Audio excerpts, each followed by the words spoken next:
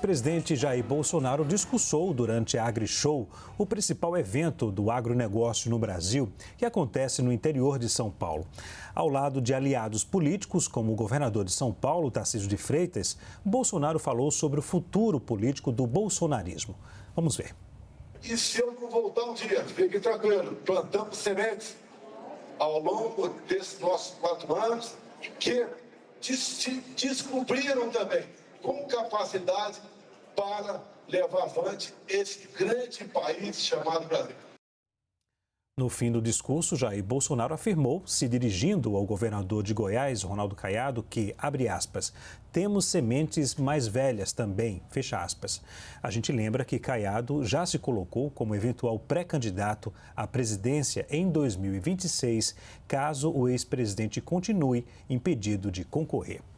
Vamos ao debate. Zé, a popularidade de Jair Bolsonaro no agro é um desafio para o governo?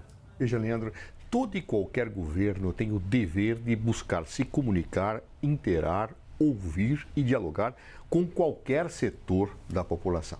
Mas é claro que todo e qualquer governo tem mais dificuldade de dialogar com alguns setores, seja porque cometeu equívocos de comunicações, seja porque existem bandeiras que o governo defende que encontra maior resistência em certos agrupamentos. Em síntese, todo governo tem essa dificuldade. No caso específico do governo Lula, ele tem uma dificuldade em relação ao agro por uma série de fatores, que eu acho que o governo precisa procurar melhorar sua comunicação, mostrar suas intenções. Mas é claro que, às vezes, setores do agronegócio, não todo o agronegócio, tem resistência a algumas posturas governamentais. Por exemplo, há setores do agronegócio que não querem demarcação de terras indígenas, que é um dever constitucional. Eu mesmo vivenciei isso na pele quando era do governo. Ou seja, que querem que paralise demarcações. Não podem ser paralisadas. Eu tenho que aprimorar os estudos, verificar se são terras indígenas, mas eu não posso paralisar. E claro que há setores ali, que até numa postura, a meu juízo, mais radicalizada, querem que tudo seja parado. O governo Bolsonaro atendeu essas reivindicações, porque não marcou nada durante o período do seu governo. Então, é claro que ele acaba dialogando melhor com um setor que, às vezes, tem resistência não apenas com aquilo que o governo quer fazer, mas com o que a própria Constituição estabelece. Da mesma forma, muitas vezes se imputa situações absolutamente descabidas ao governo, como se ele, por exemplo, controlasse situações de ocupação de terras, que algumas são legítimas e outras não. E aí, então, acaba se utilizando para a luta política e o governo nem sempre tem acertado no esclarecimento e na comunicação desse diálogo. Portanto, acho que o governo tem, sim, um desafio de se comunicar com todos os setores da população. Com alguns vai se comunicar mais facilmente, em outros encontrará resistência. Mas no agronegócio, pela sua importância, pela sua relevância, o governo deve, sem abrir mão das suas bandeiras, sem abrir mão do cumprimento de regras constitucionais, buscar o diálogo e tentar demonstrar a correção de situações como esta, que é a demarcação de terras indígenas. Claro, podem existir exageros, que se corrijam os exageros, mas é necessário que efetivamente a Constituição seja cumprida. E é necessário demonstrar a todos os setores da sociedade a correção daquilo que o governo faz. E quando ele erra, mostrar que efetivamente equivocou-se e que vai corrigir rumos. Eu acho que esse é um desafio dos novos tempos. Os governos têm muita dificuldade, não só do presidente Lula, mas no mundo inteiro, de se comunicar com certos setores da população. E isso exige um talento necessário que não passa por abrir mão de princípios. Caio, a popularidade de Jair Bolsonaro no agro é um desafio para o governo Lula? O grande desafio do governo Lula no agro é a sua impopularidade, justamente pelos erros de comunicação e por toda uma trajetória de hostilização do setor, como bem colocou o doutor Zé Eduardo. Vamos começar pelo mais recente, né? A lua de mel, né? As fotos de casamento entre Lula e Emmanuel Macron, que é um dos arqui-inimigos do agro brasileiro no exterior. Isso por quê? Porque ele, defendendo os interesses aí do seu país, do seu bloco, né, ele pratica protecionismo comercial travestido de narrativa ambiental. Então, um país que tem a sua matriz energética quase toda nuclearizada e o que sobra é praticamente combustível fóssil, né, vem apontar o dedo para o Brasil, que tem aí mais de 80% de energia renovável, 2/3 do seu território coberto por vegetação nativa, né, e você vê o Lula, de certa forma, endossando, né, esse discurso do Emmanuel Macron, que diz que comprar soja brasileira é estimular o desmatamento, o que não tem nenhum cabimento.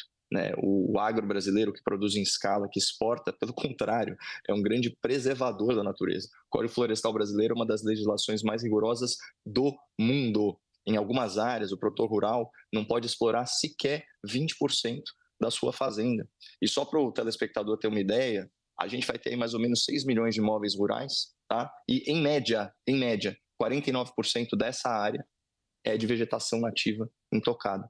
Portanto, é o agricultor brasileiro, e aqui como brasileiro eu registro aí, vou consignar toda a minha admiração por essa proteção ambiental que o fazendeiro brasileiro realiza, tá?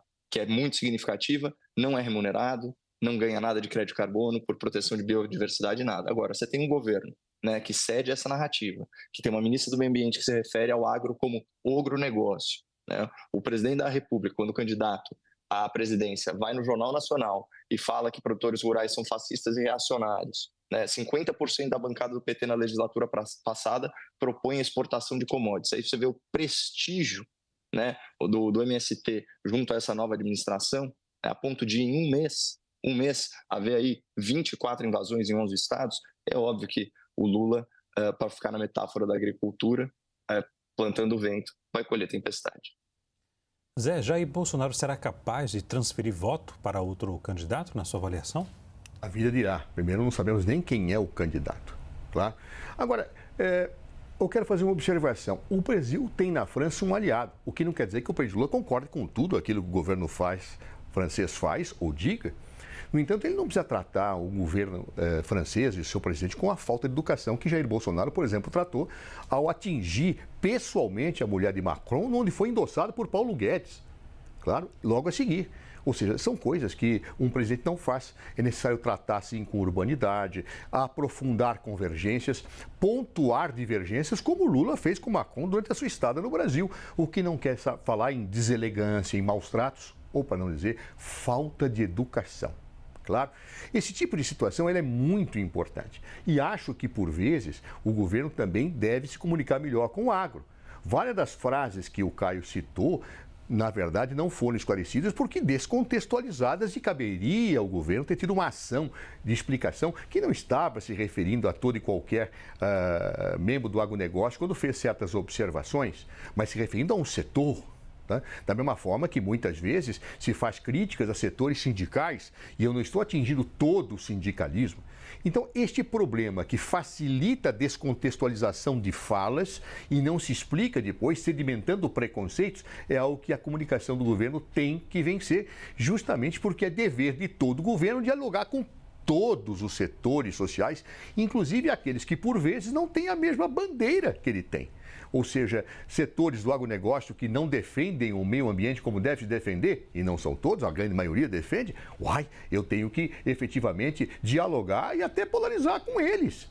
Setores do agronegócio que não defendem a demarcação de terras indígenas, eu tenho que dialogar, mas tenho que demarcar. Agora, outros setores que têm outras posturas têm que ser objeto de um diálogo mais frequente e mais esclarecedor, para que os preconceitos não vençam e não substituam a verdade das falas que frequentemente acabam sendo descontextualizadas e acabam dizendo algo que efetivamente não foi dito por aquele que é o emissor, ou seja, o receptor entende a mensagem de uma forma que não aquela que foi dita pelo emissor. E aí eu preciso esclarecer a tempo, instaurando o diálogo e a fraternidade da comunicação. Caio, Bolsonaro será capaz de transferir o voto para outro candidato? É o que indicam as pesquisas mais recentes de opinião. Né? Recentemente a gente repercutiu aqui uma pesquisa que mostrava uma ampla capacidade de transferência de votos, naquele caso específico do ex-presidente para a ex-primeira-dama.